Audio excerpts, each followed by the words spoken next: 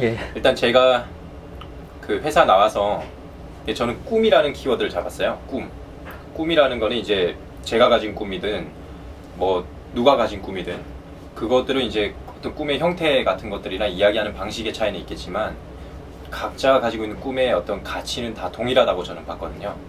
그래서 이제 저는 정량화되지 않고 정성적인 것들, 그런 것들의 가치를 우리가 한번 인정해 줄 수 있는, 개별적인 고유한 가치를 인정해 줄 수 있는 게 꿈이다 라는 키워드를 잡았고, 그래서 꿈행 프로젝트라는 거를 시작을 했어요. 근데 많은 분들이 아시겠지만 이제 그것들이 너무 깊은 개인사의 문제이기도 하고, 제가 그 프로젝트를 이렇게 추진해서 비즈니스를 해보고자 했지만 비즈니스를 일으키는 데는 약간 실패를 했어요. 그렇게 해서 이제 뭐 거의 청년 실업자처럼 이렇게 방황하고 막 하고 있던, 배도 고프고 하는 날들이 굉장히 상당히 긴 시간이 있었어요. 그러다가 어느 날 이제 제가 뉴스에서 올해도 대일무역 적자가 사상 최악, 가장 큰 대일무역 적자가 났다, 이런 뉴스를 제가 봤고요. 그 뉴스를 보고 우리나라는 도대체 왜 이럴까 라는 생각을 했어요. 왜 항상 대일무역 적자가 심하지? 우리나라가 좀 더 잘 살기 위한 어떤 그런 목표가 있고 국가의 어떤 비전이나 꿈 같은 게 있을 텐데 이대로 억눌려 있어서는 뭔가 안 될 것 같다, 그런 생각을 했고요. 그렇게 생각하고 일본으로 그냥 제가 출국을 했어요. 30만 원 가량의 돈으로, 여행을 가기 위한 배싹을 포함하면 이제 배싹이 20만 원이었죠, 왕복에. 거의 10만 원 정도로 이제 일본에 거의 30일 이상을 여행을 하고 왔대요, 제가.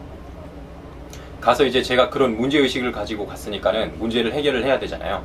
제 문제의식에 대한 어떤 해결책은, 제가 가지고 있던 가설은 일본이 우리나라보다 이렇게 잘 사는 어떤 선진국인 이유는 장인들을 존중해주는 문화가 형성되어 있기 때문이다 라고 생각을 했어요.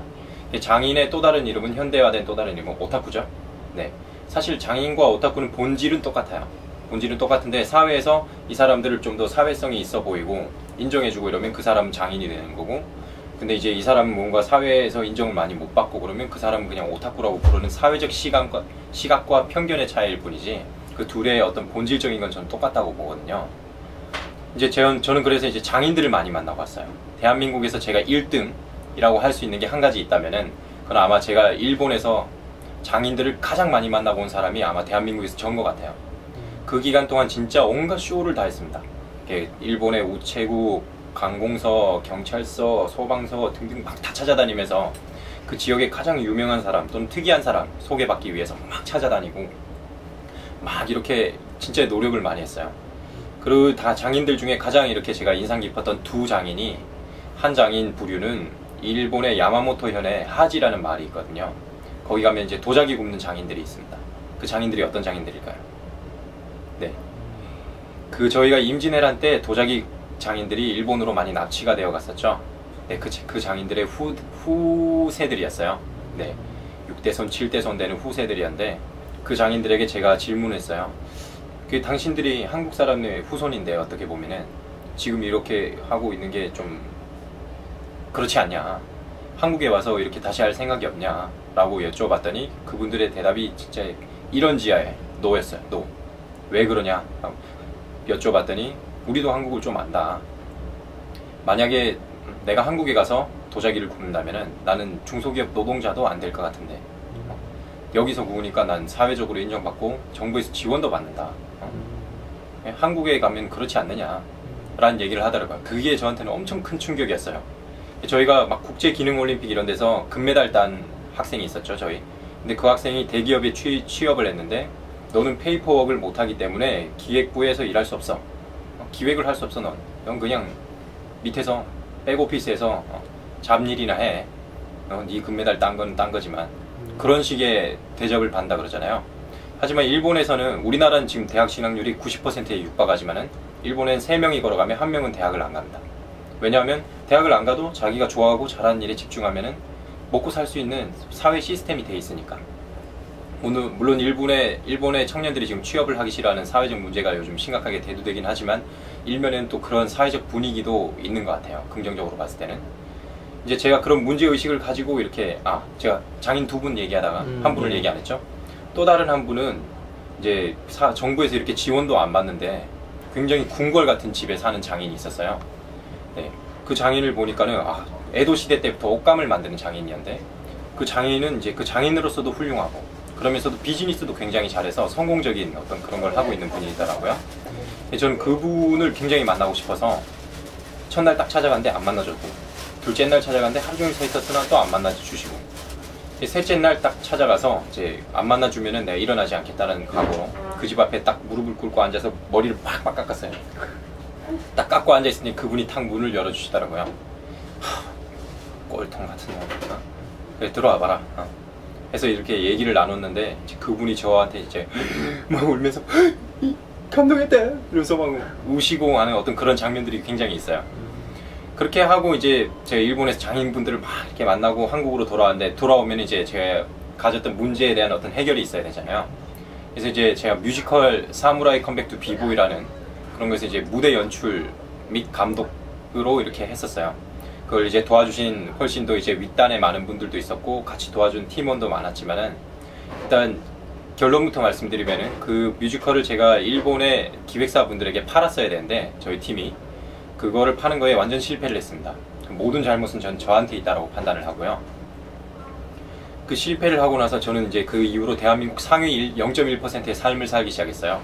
어떤 0.1%냐면은 제 동년배 중에 빚이 가장 많은 0.1%, 그리고 이제 또 어떤 0.1%냐면 그 빚을 가장 빨리 갚은 0.1%이기도 한 것 같은데요.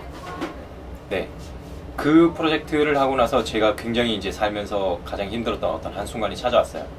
제가 잃었던 돈의 액수는 크게 이렇게 중요한 건 아니었는데, 사실 저를 떠난 사람들이 저를 더 마음을 많이 아프게 하더라고요. 네, 제가 생각할 때 저는 역시 실패라고 하는 걸 어떻게 정의를 한다면 그런 게 실패인 것 같아요.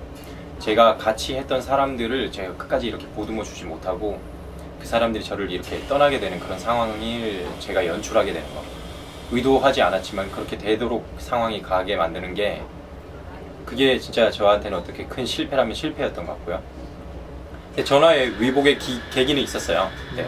그 프로젝트를 이제 끝내고 나서 제가 이제 그거를 했다라는 소식을 알게 된 인천광역시의 한 담당자분께서 네, 저를 이제 세계 환경회의라는 데서 코디네이팅을 한번 해보지 않겠느냐, 그리고 이벤트와 무대 이런 것 쪽을 내가 담당해서 지휘를 해보지 않겠느냐, 그런 천우 일의 기회가 찾아왔고, 그 일을 하면서 이제 저는 밖에 또 청중들이 많으시네요. 네. 네, 그거를 하면서 이제 세계 환경회의를 하면서 이제 제가 빚도 빨리 갚을 수 있었고 또 다른 커리어를 쌓을 수가 있었어요. 그리고 이제 환경에 대해서 더 많은 지식도 쌓을 수가 있었고, 네. 그렇게 하면서 이제 그 프로젝트를 하면서 굉장히 이제 의미 있는 일들이 많았죠. 그 프로젝트에서 이제 발표하던 건 거의 UN 회의급의 회의였는데, 이제 발표하던 자료들을 이런 거를 또 다 제가 손수 프레지라는 발표 도구로 이렇게 제작을 해서 드리고, 그래서 그런 걸로 이제 발표가 되고 방송이 나가고 하니까 그런 걸로 이제 천천히 이렇게 제가 가지고 있던 어떤 역량들이 또 빛을 보기 되기 시작하더라고요.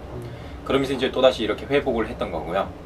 그러면서 이제 또 다음으로 이제 제가 세계 환경회의를 끝내고 나서 있었던 또 하나의 프로젝트가 인도 여행 프로젝트였죠. 이제 이거는 이제 이야기가 많이 시간이 경과됐으니까 제가 짧게 이야기를 할 텐데, 제가 37일 동안 인도 여행을 갔다 왔어요. 37일 동안.